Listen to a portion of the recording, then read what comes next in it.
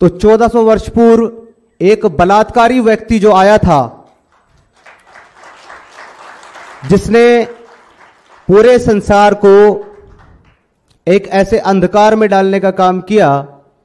इंसानों की ये फितरत है कि जब किसी को इज्जत वाला जानता है, किसी को तारीफ वाला जानता है, तो वो उसके पीछे लग जाता है कि उसकी बेइज्जती कैसे की जाए और उसको किस तरह से ऊपर से नीचे गिराया जाए। लेकिन ऐसे लोगों की कोशिश बेकार होती है, वो इसलिए कि जिसे इज्जत देने वाला खुदाए परवरदिगार है, उसकी कोई बेइज्जती कैसे कर सकता है।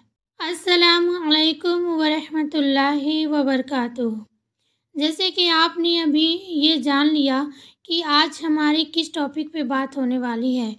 जैसे कि मोहम्मद सल्लल्लाहु अलैहि वसल्लम पर इस शख्स ने बहुत ही बुरा इल्ज़ाम लगाया और बहुत ही बुरा भला बोला, लेकिन इसके बोलने से कुछ होता तो है नहीं, लेकिन इसके सवाल का जवाब इंशाअल्लाह देंगे।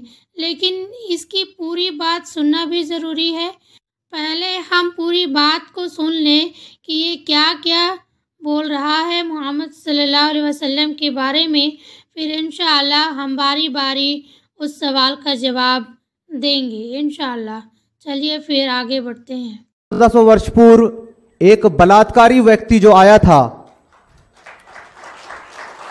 जिसने पूरे संसार को एक ऐसे अंधकार में डालने का काम किया, अपनी काम इच्छा को पूर्ण करने के लिए ऐसी ऐसी शिक्षाएं दी कि आज उसको मानने वाला प्रत्येक व्यक्ति माता और बहनों को खेती समझता है और उनको केवल इस बात इस्तेमाल की आपको अगले वीडियो में प्रयोग करने की वस्तु समझता है बलात्कारी लफ्ज का जवाब अगले और उनको वीडियो में। मारना और पीटना अपनी मर्दानगी समझता है। जब ये चीजें मैंने गौर की तब मुझे आभास हुआ कि यह व्यक्ति ईश्वर का कोई दूत, प्रॉफिट तो होना तो बहुत दूर की बात, ये शायद अगर हमारे आज के समय में हुआ होता तो शायद इसको 3 बार फांसी दी जाती।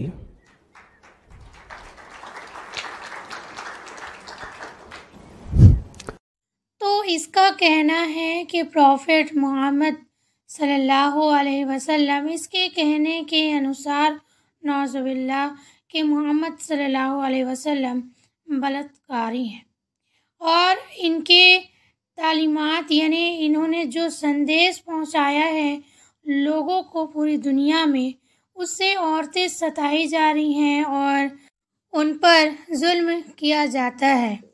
इस शख्स की बात सुनकर ऐसा लगता है कि इस शख्स को ये मालूम ही नहीं है कि ये कौन सी दुनिया में रह रहा है और इस दुनिया के हालात क्या थे और क्या हुए हैं।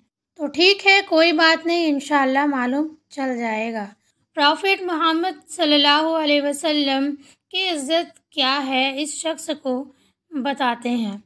मोहम्मद सल्लल्लाहु अलैहि वसल्लम की इज़्ज़त ये है कि आप सल्लल्लाहु अलैहि वसल्लम नबी बनने से पहले ही अपने शहर मक्का में ईमानदार, अमानतदार, सादिक और आप अच्छे अखलाक के माने और जाने जाते थे। आप सल्लल्लाहु अलैहि वसल्लम के पास वो तमाम लोग जो मोहम्मद सल्लल्लाहु अलैहि वसल्लम के बाद में खिलाफ हो गए, इस्लाम आने के बाद, वो सारे लोगों की अमानतें आपके पास रखी जाती थी। इसका एक बड़ा वाक़या ये है कि मोहम्मद सल्लल्लाहु अलैहि वसल्लम जब मदीना हिजरत करने जा रहे थे, उस वक्त भी आपके पास मक्का के लोगों की अमानतें थीं और उन्हीं लोगों की अमानतें थीं जो आपके जान के दुश्मन थे। अब इस बात पर हम गौर करें कि अगर हम किसी को अपना दुश्मन समझें तो हम अपने घर का एक लकड़ी भी उसे ना दें। यहाँ तो अमानतें रखने की बात हो रही है। तो मोहम्मद सल्लल्लाहु अलैहि वसल्लम बचपन से ही शर्म, हया और अच्छे अखलाक, ईमानदार, अमानतदार, सादिक यानी कि सच्चे और बहुत ही अच्छे अखलाक के थे। آپ سے لوگ بات کرنا پسند کیا کرتے تھے، آپ سے رائے مشورہ کیا کرتے تھے۔ اگر کوئی بات مکہ کے لوگوں کو معلوم چل جاتا کہ آپ محمد صلی اللہ علیہ وسلم نے کوئی بات کہی ہے تو وہ اس پر ترنت یقین کر لیتے تھے، کیونکہ مکہ کے لوگوں نے آپ صلی اللہ علیہ وسلم کو ہمیشہ سچا پایا۔ آپ صلی اللہ علیہ وسلم دنیا کی تمام رنگینیوں سے دور رہا کرتے تھے، تمام جھوٹ، ناچ گانے، یہ تمام چیزوں سے آپ دور رہا کرتے۔ تو محمد صلی اللہ علیہ وسلم کے نبی بننے سے پہلے سے مکہ کے لوگ آپ کی عزت کیا کرتے تھے۔ ہم بات کرتے ہیں کہ محمد صلی اللہ علیہ وسلم کو اللہ تبارک و تعالیٰ نے کیا عزت دی، تو یہ ایک بات ہی بتانا ہم سب کے لیے کافی ہے کہ محمد صلی اللہ علیہ وسلم کو کیسی عزت ملی۔ اللہ رب العزت نے محمد صلی اللہ علیہ وسلم پر اپنا قول اور اپنی آخری کتاب قرآن مجید نازل کیا۔ یہ سب سے بڑا ثبوت ہے کہ محمد صلی اللہ علیہ وسلم کی رسپیکٹ کیا ہے، اس بات سے ہم سمجھ سکتے ہیں۔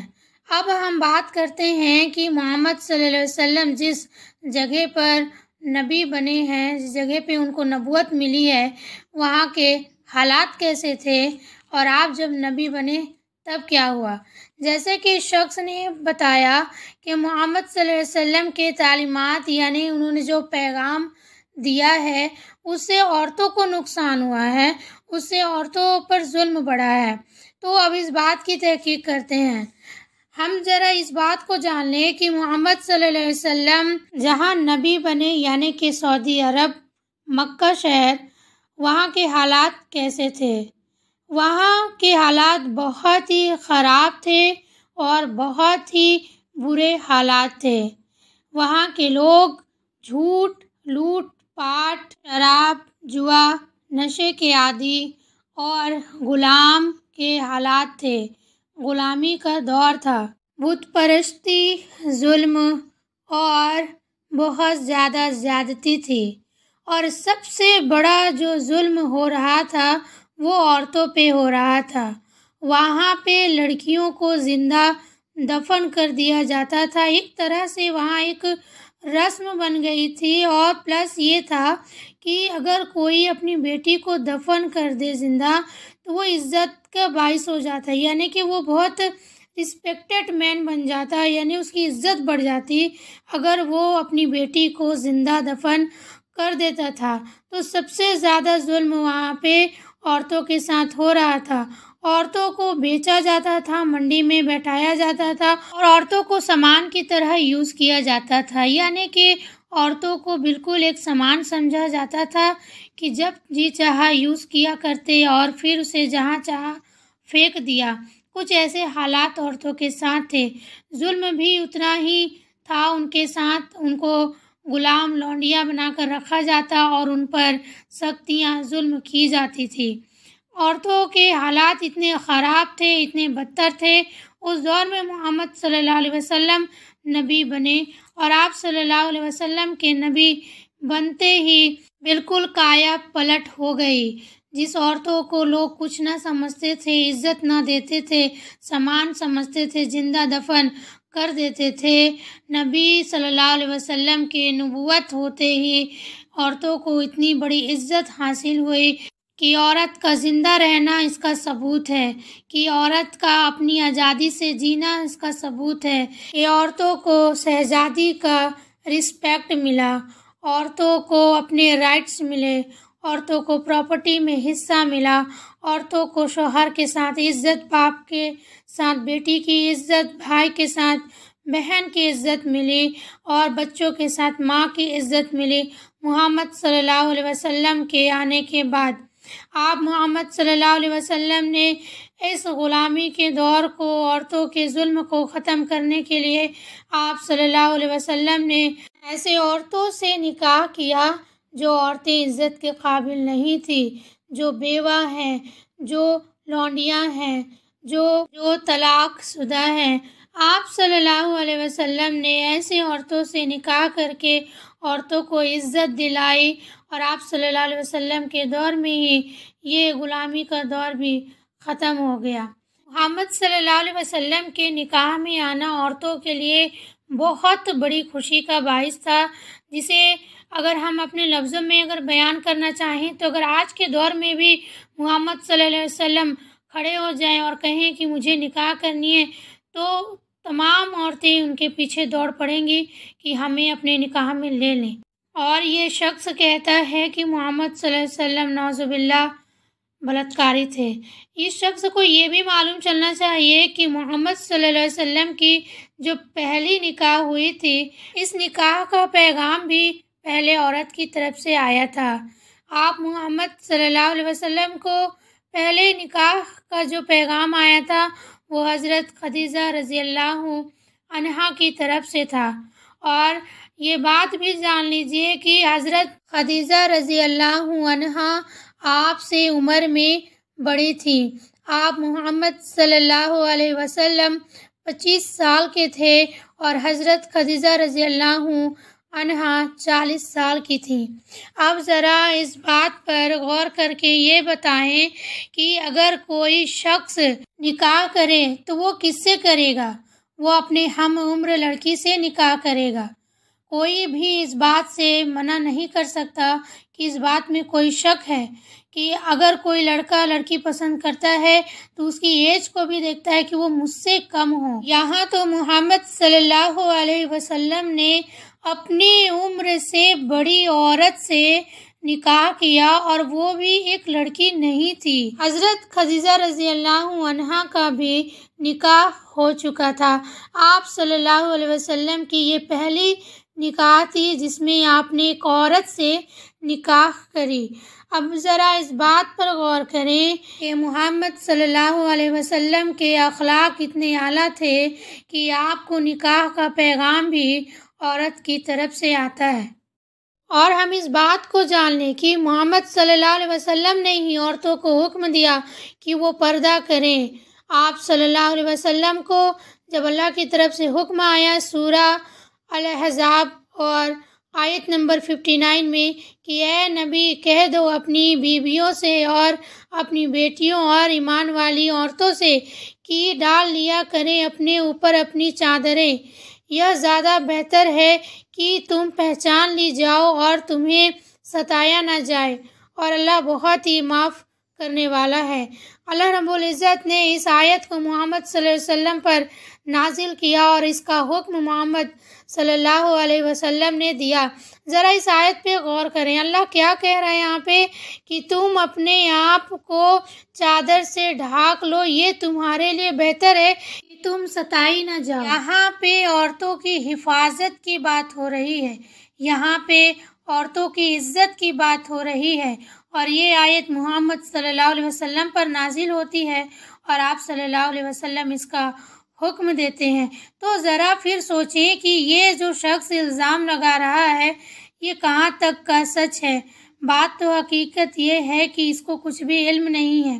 چلیے ایک بات کی طرف ہم پھر سے مڑتے ہیں اور دیکھیں کہ آپ صلی اللہ علیہ وسلم کو اللہ رب العزت سورہ کوثر میں کیا فرماتا ہے۔ اے نبی ہم نے تمہیں کوثر عطا کیا، پس تم اپنے رب ہی کے لیے نماز پڑھو اور قربانی کرو، تمہارا دشمن ہی جڑ کٹا ہوگا۔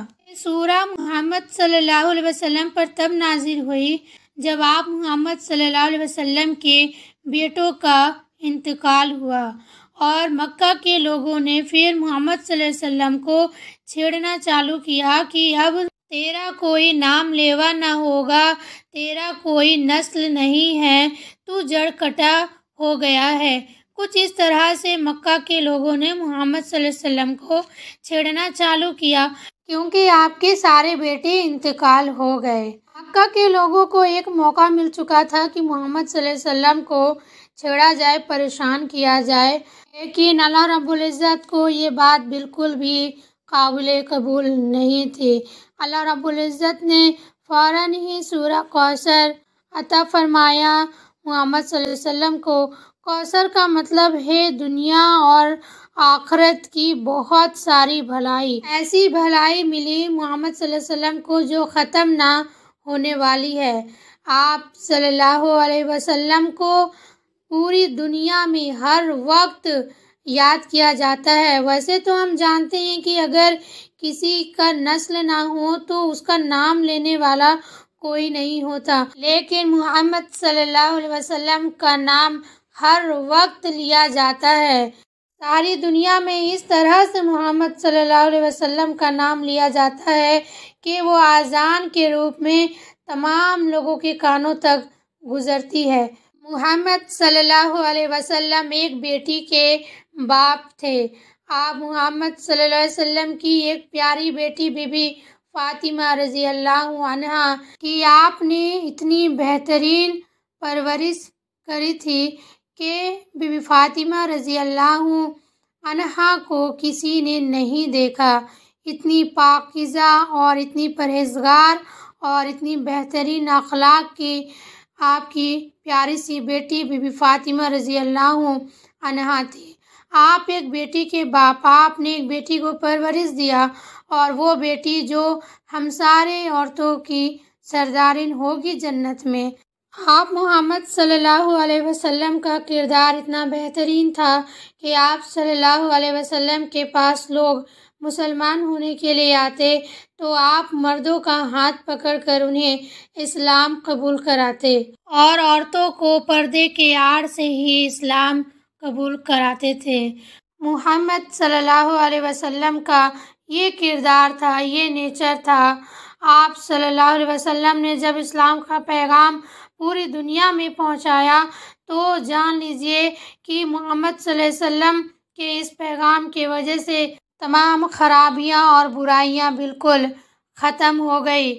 کون کہتا ہے کہ شراب حرام ہے، جوا حرام ہے، غیر محرم مردوں کے سامنے آنا حرام ہے، عورتوں پہ ظلم کرنا حرام ہے، عورتوں کا حق کھانا حرام ہے، لوٹ پاٹ کرنا، کسی کے حق کا کھانا، کسی کو تکلیف دینا، کسی کی برائی کرنا، چغلی کرنا، تمام چیزیں حرام ہیں۔ یہ کس کے ذریعے ہم تک پہنچا؟ محمد صلی اللہ علیہ وسلم کے ذریعے ہم تک پہنچا۔ اور لڑکیوں کو قتل کرنا سب سے بڑا گناہ ہے، یہ کس کے ذریعے ہم تک پہنچا؟ محمد صلی اللہ علیہ وسلم کے ذریعے ہم تک پہنچا۔ آپ صلی اللہ علیہ وسلم نے ہی حکم دیا کہ اگر کوئی اپنی بیٹی کا پرورش کر کے اس کا نکاح کرتا ہے تو وہ میرے ساتھ جنت میں اتنے قریب رہے گا۔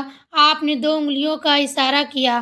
آپ محمد صلی اللہ علیہ وسلم نے ہی یہ بتایا کہ اگر کسی نے اپنی بیٹی کو تکلیف پہنچائی، اس کے دل کو دکھایا تو گویا اس نے میرے دل کو دکھایا۔ آپ صلی اللہ علیہ وسلم نے یہ فرمایا کہ جب تم کہیں باہر سے آؤ تو کچھ لے کر آؤ اور سب سے پہلے اپنی بیٹی کو دو۔